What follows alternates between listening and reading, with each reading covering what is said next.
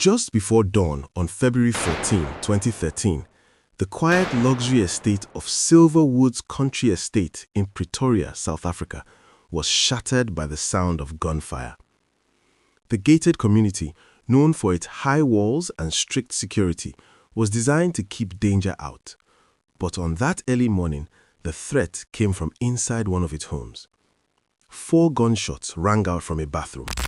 Within minutes, a young woman lay dying, and one of the most famous athletes in the world was at the center of a tragedy that would captivate the globe. The man holding the gun was Oscar Pistorius, a world-renowned Paralympic champion known as the Blade Runner. The woman behind the bathroom door was his girlfriend, Reeva Steenkamp, a 29-year-old model, law graduate, and rising television personality. Within hours, the story would explode into international headlines. A celebrated Olympic athlete had shot and killed the woman he claimed to love. Oscar Pistorius had spent most of his life defying expectations. Born in South Africa without fibulas in both legs, his lower legs were amputated when he was only 11 months old.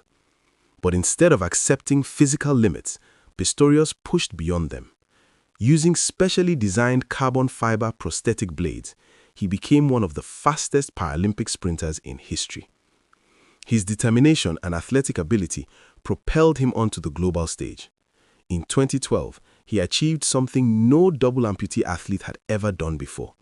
He qualified to compete against able-bodied runners at the 2012 Summer Olympics in London. The moment was hailed as historic. Pistorius became an international symbol of resilience and perseverance, inspiring millions around the world. But behind the image of the inspirational athlete, there were troubling signs. Friends and acquaintances sometimes described Pistorius as quick-tempered and fascinated with firearms. Stories circulated about reckless behavior with guns, though most never made headlines. By early 2013, Pistorius was living a life of wealth and celebrity. His home in Pretoria was large, modern, and heavily secured. That February, he had been dating Reeva Steenkamp for just a few months, but the relationship appeared serious. Reeva was intelligent, ambitious, and widely admired. She had plans to speak at a charity event on violence against women on Valentine's Day. That event would never happen. Shortly after 3 a.m. on February 14, something went terribly wrong inside Pistorius' house. According to Pistorius' version of events, he woke in the darkness and believed an intruder had entered his home. South Africa's high crime rates had made many residents fearful of home invasions, and Pistorius said he acted out of instinct. He claimed he heard a noise coming from the bathroom. Without putting on his prosthetic legs, he grabbed his 9mm pistol and moved toward the sound.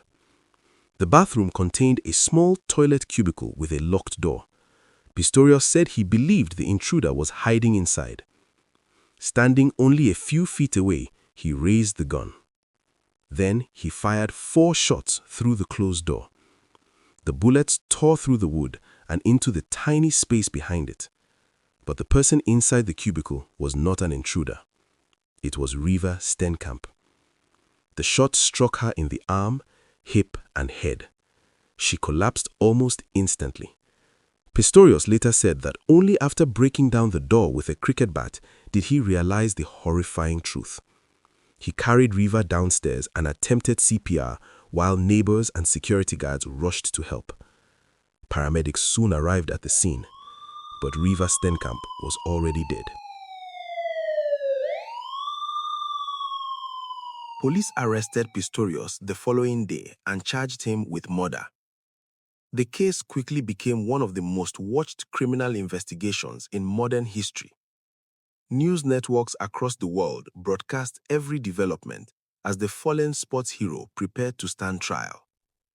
The central question of the case seemed simple, but carried enormous consequences. Had Pistorius intentionally killed Reeva, or was it a tragic mistake? Prosecutors argued that the shooting followed a heated argument between the couple.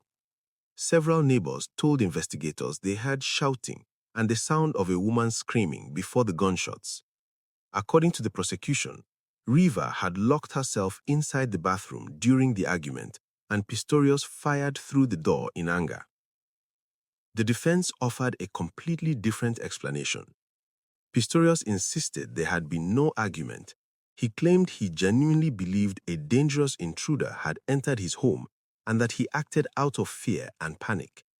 Without his prosthetic legs attached, he felt vulnerable and exposed. The trial began in 2014 at the North Gauteng High Court in Pretoria. It was one of the first criminal trials in South Africa to be widely televised, and audiences across the world watched as the dramatic courtroom proceedings unfolded. For months, forensic experts, neighbors, and investigators testified about the events of that night. Ballistic specialists analyzed bullet trajectories through the bathroom door. Medical experts described the fatal injuries. Witnesses described the sounds they claimed to hear in the early hours of the morning. Perhaps the most dramatic moment came when Oscar Pistorius himself took the witness stand. Over several days, he faced intense questioning from prosecutors who challenged his account. At times, he sobbed uncontrollably in court. At other moments, he appeared defensive and frustrated. In September 2014, Judge Thokozile Masipa delivered the verdict. The court ruled that prosecutors had not proven beyond reasonable doubt that Pistorius intended to kill Reeva Steenkamp. He was found not guilty of murder, but convicted of culpable homicide, South Africa's legal equivalent of manslaughter. The decision shocked many observers. Pistorius was sentenced to 5 years in prison and served about 1 year before being placed under house arrest. But the legal battle was not over. Prosecutors appealed the verdict, arguing that the judge had misapplied the law regarding intent. In December 2015, the Supreme Court of Appeal of South Africa issued a dramatic ruling. The court concluded that Pistorius must have foreseen that firing multiple shots into a locked door could kill whoever was inside. Whether he believed the person behind the door was an intruder did not matter. The conviction was overturned and replaced with murder.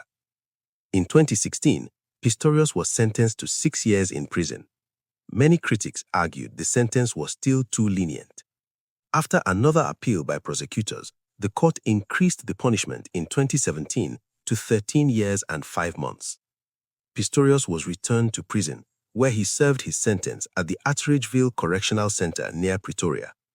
The fall from global sports hero to convicted murderer was complete. Years passed quietly, as Pistorius remained largely out of public view. Meanwhile, the family of Reeva Steenkamp continued to speak about their daughter and the life she lost.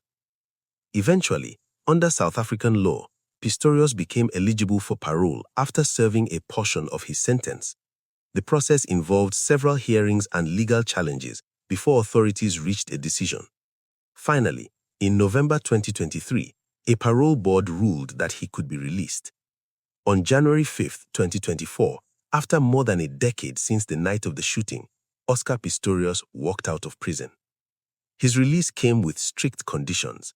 He must remain under supervision, attend therapy programs, and follow limitations on travel and alcohol use until his full sentence expires. Today, he lives quietly in Pretoria, far removed from the international spotlight that once defined his life. But the tragedy of February 14, 2013 continues to echo. 4 gunshots in the darkness ended the life of Reeva Steenkamp and transformed one of the world's most celebrated athletes into the central figure of one of the most controversial criminal cases of the modern era. A moment that lasted only seconds would shape 2 families and a global audience for the rest of their lives.